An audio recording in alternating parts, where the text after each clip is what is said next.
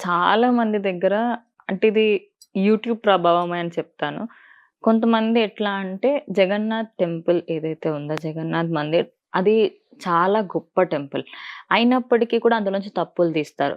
ఆ టెంపుల్‌కి నీడ కనిపించదు అంటారు. ఇదిగోండి ప్రూఫ్ అని కొందరు ఎడిటింగ్ చేసో, ఎలానో ఒక విధంగా చేసి చూపిస్తూ ఉంటారు. అక్కడ జరిగే అన్ని సంఘటనలకి ఇదంతా ఫేక్ అన్నట్టుగా ఒక ముద్ర వేసి థంబ్‌నెయిల్‌లో పెట్టేస్తూ ఉంటారు.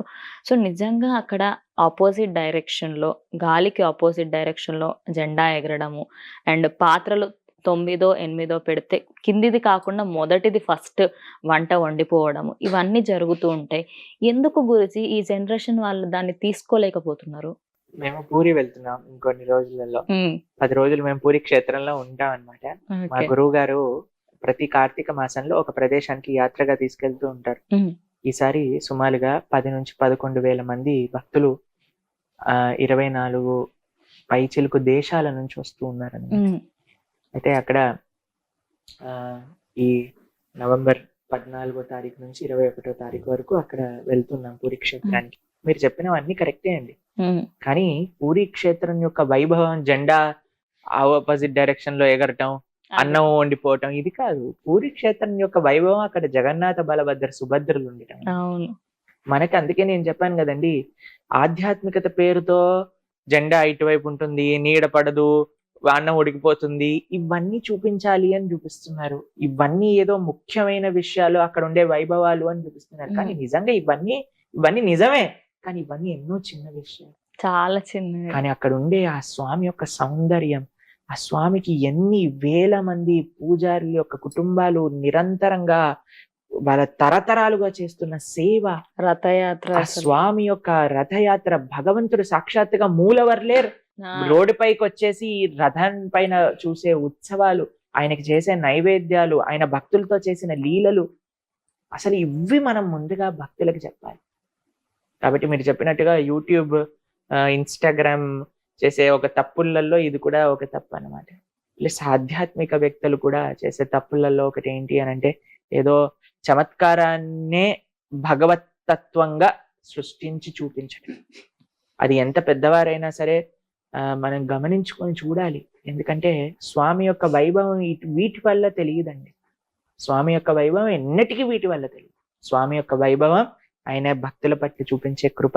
అసలు జగన్నాథపురిలో అండి ఎన్ని భక్తులతో జగన్నాథుడు చేసిన లీలలు ఉన్నాయంటే, అసలు రఘు అని జగన్నాథుడి యొక్క స్నేహితుడు, దాని తర్వాత గీతా పండ, దాని తర్వాత జయదేవ గోస్వామి, అసలు ఆ లీలలు చెప్తే మీరు అది ఆశ్చర్యపోతారు. అసలు భగవంతుడు ఎలా ఒక్కొక్కళ్ళతో తన యొక్క కర్మాబాయ్ ఆవిడ చేసిన కిచిడి ప్రతిరోజు భగవంతుడికి నివేదన పెడతారు. ఇవన్నీ చెప్పాలి భక్తులకి.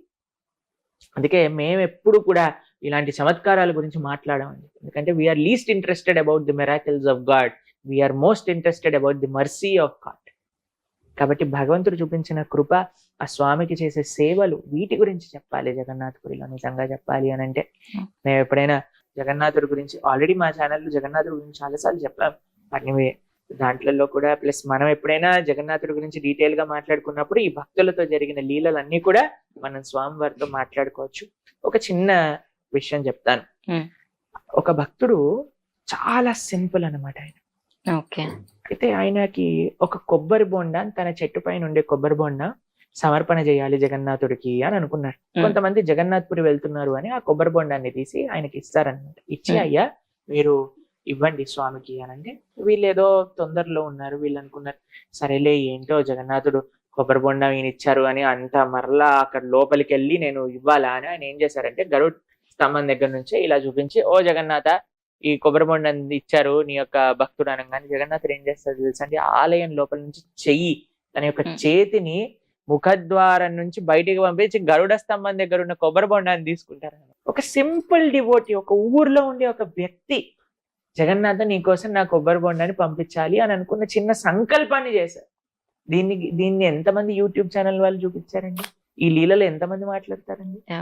కర్మాబాయి అని ఏమి తెలియని ఒక ఆవిడ జగన్నాథుడికి ప్రతిరోజు కూడా ఎన్నో కుండలు నైవేద్యాలు చేసి పెడతారనమాట ఇక్కడ.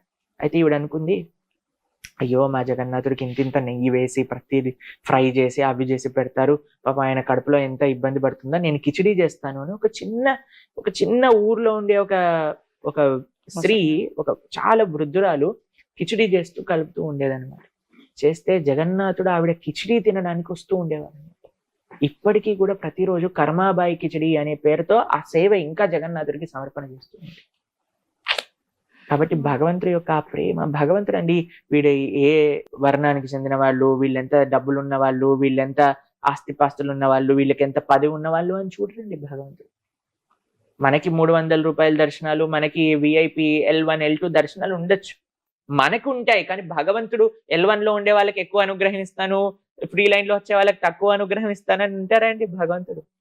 ఆయన అనుగ్రహం అందరికీ ఒకటే విధంగా ఉంటుంది. దీన్ని మనం గుర్తించాలి. జగన్నాథుడి యొక్క లీలల గురించి మనం మాట్లాడుకోవాలి, జగన్నాథుడి యొక్క వైభవం గురించి మాట్లాడుకోవాలి, జగన్నాథుడిని ఎలా అక్కడ ఉండే వాళ్ళు ఎన్ని దాడులలో నుంచి కాపాడుకున్నారో వాటి గురించి మనం డిస్కస్ చేసుకోవాలి.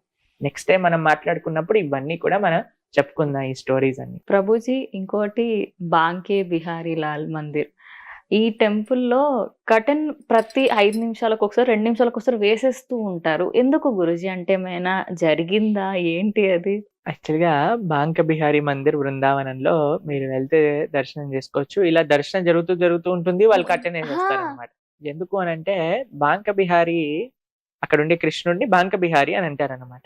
అయితే ఆయన ఎవరైనా భక్తులు తన కోసం ఆర్తితో చూసారనుకోండి, తన భక్తులు తను కళ్ళల్లో కళ్ళు పెట్టి చూసుకుంటూ ఉన్నారనుకోండి, కొన్నిసార్లు వాళ్ళతో పాటు వెళ్ళిపోతూ ఉండేవారు అనమాట. అందుకోసం అని పూజారులకు భయం, ఈయన ఎక్కడ ఎవరిని కూడా కళ్ళల్లో కళ్ళు పెట్టి వాళ్ళిద్దరూ కలవకూడదు అని కట్టనేస్తూ ఉంటారనమాట మధ్య మధ్యలో. అది నిజమే అండి. భగవంతుడికి అందరికంటే భక్తులంటే ప్రేమ అన్నమాట. ఆయన పట్ల ప్రేమ చూపించిన వాళ్ళ కోసం ఆయన ఏదైనా చేయొచ్చు. అందుకోసం పూజారులు ఎప్పుడు భయపడుతూ ఉంటారు, ఈయన ఎప్పుడు వెళ్ళిపోతారో, ఎవరితో వెళ్ళిపోతారో, ఈయనను కాపాడుకోవాలి అని వాళ్ళు కట్టనేస్తూ ఉంటారనమాట, డిస్టర్బ్ చేయడానికి దర్శనాన్ని. కాబట్టి అది బృందావనంలో బ్రజ ప్రేమ అటువంటిది అనమాట, బ్రజవాసులు. అందుకే మనకి భగవంతుడు, చూడండి మీకు ఒకళ్ళు ఉన్నారనుకోండి, భగవంతుడి యొక్క విషయం గురించి చెప్తాను మీకు. భగవంతుడు మనం ఏం అడిగినా ఇస్తాడు. మీకు వీసా కావాలంటే వీసా ఇస్తాడు. అందుకే కదా చిలుకూరుకి వెళ్తున్నారు అందరు కూడా వెంకటేశ్వర స్వామి చుట్టూ ఇది చేయడానికి. కానీ అయ్యా స్వామి నువ్వే నాకు కావాలి అని అంటే ఆయన కూడా వచ్చేస్తారు. ఇదే నిదర్శనం బాంక బిహారీ కట్టెన్ వేయటం. కాబట్టి మనం భగవంతుడి దగ్గరికి వెళ్ళి ఏవో చిన్న విషయాలు మాకు అది ఇవ్వండి ఇది ఇవ్వండి అడగండి అండి, స్వామి నువ్వే మాకు కావాలి అని అంటే స్వామి చక్కగా ఇంటికి వచ్చేస్తారనమాట మనతో పాటు. కృష్ణుడు అంటే ఇంకా మనకి ఇంకేం కావాలి చెప్పండి.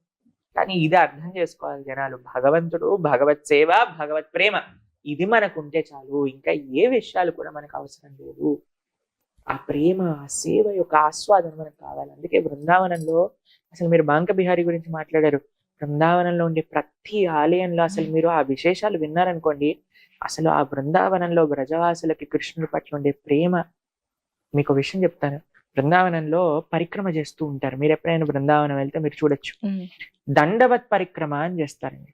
అంటే ఒక దగ్గర సాష్టాంగ ప్రణామం చేసి మళ్ళీ సాష్టాంగ ప్రణామం చేస్తూ అలా బృందావనం మొత్తం తిరుగుతారండి. అయితే ఇంకొక విషయం చెప్తాను, ఒక్కొక్కసారి కొంతమంది 108 సార్లు ఒకటే ప్రదేశంలో సాష్టాంగ ప్రణామం చేస్తారు ఒకసారి. దాని తర్వాత మళ్ళీ నెక్స్ట్ స్టెప్ కి 108 సార్లు ప్రణామం చేస్తారు. అలా బృందావనాన్ని పరిక్రమం చేస్తారు. ఇంకో విషయం చెప్తాను, ఒక్క దగ్గర 1000 సార్లు సాష్టాంగ ప్రణామం చేసి మళ్ళీ నెక్స్ట్ స్టెప్ లో 1000 సార్లు ప్రణామం చేస్తారు. అయితే మేము ఒకసారి ఇలాంటి సాధువులను అడిగామన్నమాట, అయ్యా మీకు ఏం కావడానికి, అంటే ఏ సంకల్పంతో ఏం నెరవేర్చుకోవడానికి మీరు ఇలా చేస్తున్నారు అని అంటే, నాకు ఏ కోరిక లేదండి, బృందావనానికి సేవగా కృష్ణుడు మా కోసం ఇక్కడ ఈ ప్రదేశంలో అవతరించారు కాబట్టి ఆయనకి కృతజ్ఞతగా చేస్తున్నాము అని. ప్రభుజీ, చాలా మంది కార్తీక మాసం రాగానే ఎన్నో పూజలు చేస్తూ ఉంటారు, అన్ని చేస్తూ ఉంటారు. కానీ ఎవరు కూడా కార్తీక మాసంలో చేయవలసిన అన్ని పనులు ఎవ్వరూ చేయరు. అసలు కార్తీక మాసం అంటే ఏమిటి? కృష్ణుడి విశిష్టత ఏమిటి? కార్తీక మాసంలో జరిగిన సంఘటనలు ఏమిటి గురుజీ? ఈ కార్తీక మాసంలో శివ కేశవుల్ని ఇద్దరిని కూడా ప్రియమైన మాసంగా చెప్తూ ఉంటారు అనమాట. కృష్ణ భక్తులందరికీ, వైష్ణవులందరికీ దామోదర మాసము అని అంటారు. కృష్ణ ఆరాధన చాలా ముఖ్యంగా చేస్తారన్నమాట. బృందావనాది క్షేత్రములలో దామోదర మాసాన్ని చాలా గొప్పగా చేస్తారు. చాలా మంది అయితే ఈ నెల రోజులు కూడా బృందావనంలోనే ఉండిపోతారన్నమాట. అంటే ఆ భగవంతుడి యొక్క దామోదర లీల జరిగిన మాసం అన్నమాట. కాబట్టి ఆ దామోదరుడికి విశేషంగా ఆరతులు సమర్పణ చేయటము, నిష్ఠగా దామోదరాష్టకాన్ని సమర్పణ చేయటము, దాని తర్వాత ప్రొద్దున్నే బ్రహ్మముహూర్తంలో నిద్ర లేవటము, ఇవన్నీ కూడా చేస్తూ ఉంటారు. మీకు ఒక విషయం చెప్తాను. ఏం చేసినా సరే మనం ఏ సంకల్పంతో చేస్తున్నాం? అది భగవంతుడి యొక్క ప్రీతి కోసం చేస్తున్నామా? లేదా మనకి ఏదన్నా ఆశించి చేస్తున్నామా? కాబట్టి మీకు ఒక విషయం చెప్తాను. ఒకసారి నారదుడు తిరుగుతూ ఉన్నారనమాట. తిరుగుతూ వస్తూ ఉంటే కార్తీక మాసం సమయం హైదరాబాద్ లో అన్ని గుళ్ళు ఫుల్ అనమాట. అందరు దీపాలు పెట్టేస్తున్నారు. మొత్తం ఉసిరి చెట్లు, తులసి చెట్లు, అసలు ఎక్కడ కూడా క్యూ లైన్లే లైన్లు అనమాట. నారదుడు చూసి అనుకున్నారు, ఎంత భక్తి అసలు హైదరాబాద్ వాళ్ళందరికీ, అన్ని గుళ్ళు ఫుల్ అయిపోయాయి. సరే అందరిని అడుగుదాం, ఎవరైనా మాతో పాటు వైకుంఠానికి వస్తారా, భక్తి చేస్తున్నారు ఇంత గొప్పగా, భగవంతుడి దగ్గరికి వెళ్ళడానికే కదా